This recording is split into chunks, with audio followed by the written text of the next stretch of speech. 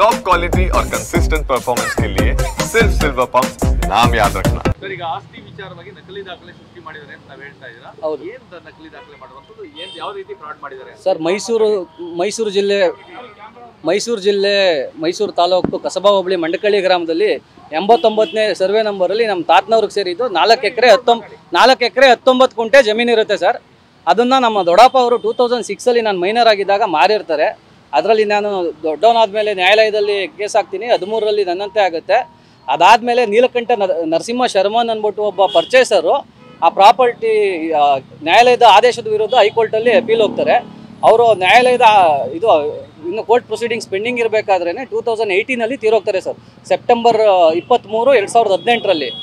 ಈಗ ಡಿಸೆಂಬರ್ 20ನೇ ತಾರೀಕು 18ರಲ್ಲಿ ಸತ್ತಿರೋ ಅಂಥ ನೀಲಕಂಠ ಶರ್ಮನ್ ಹೆಸರಿನಲ್ಲಿ ನಕಲಿ GPA ದಾಖಲೆಯನ್ನು ಸೃಷ್ಟಿ ಮಾಡಿ ಆ GPA ಆಧಾರದ ಮೇಲೆ ಸದರಿ ಜಮೀನನ್ನು ಕಂದಾಯ ಇಲಾಖೆ ಅಧಿಕಾರಿಗಳ ಜೊತೆ ಎಲ್ಲ ಶರೀಕಾಗಿ ಬೇರೆ ಯಾರಿಗೋ ಮಾರಾಟ ಮಾಡಿದ್ದಾರೆ. ಅದ್ರ ಸಂಬಂಧ ನಾನು FIRನ ದಾಖಲಿಸಿದ್ದೀನಿ ಮೈಸೂರು ದಕ್ಷಿಣ ಪೊಲೀಸ್ ಠಾಣೆಯಲ್ಲಿ.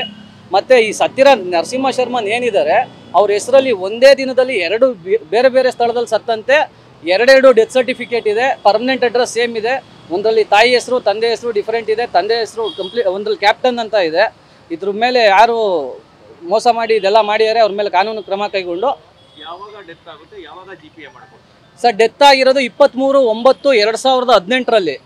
ಆದರೆ GPA ಮಾಡೋದು 20/12/2024ರಲ್ಲಿ ಸರ್.